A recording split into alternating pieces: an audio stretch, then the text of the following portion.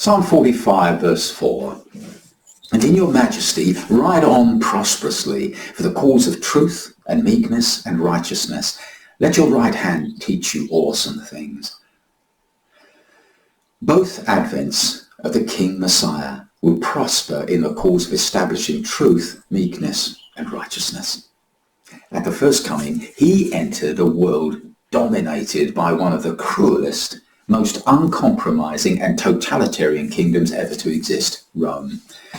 And whilst his mission appeared to be a failure, history tells a very different story. His cause prospered in the hearts of men of every nation. His majestic ride was conducted in the dimension of men's hearts. Here was his battlefield.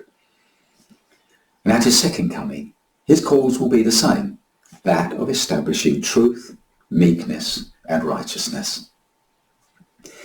Now at present, God is allowing man the opportunity to do his utmost, his best, to rule the earth justly and prove to the powers and principalities that he doesn't need God's Messiah. He can rule without him.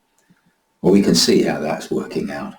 God has set a time and a day when this revived Rome, with all of its hypocrisy, arrogance and injustice, will be stopped in its tracks and the entire rotten edifice brought down with a crash.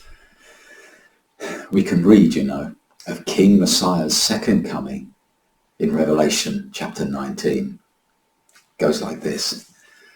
And I saw heaven standing open, and there before me was a white horse, and its rider is called Faithful and True. With righteousness he judges and wages war. He has eyes like blazing fire and many royal crowns on his head. He has a name written on him that only he himself knows. He is dressed in a robe dipped in blood, and his name is the Word of God. The armies of heaven, dressed in fine linen, white and pure, follow him on white horses, and from his mouth proceeds a sharp sword with which to strike down the nations, and he will rule them with an iron scepter.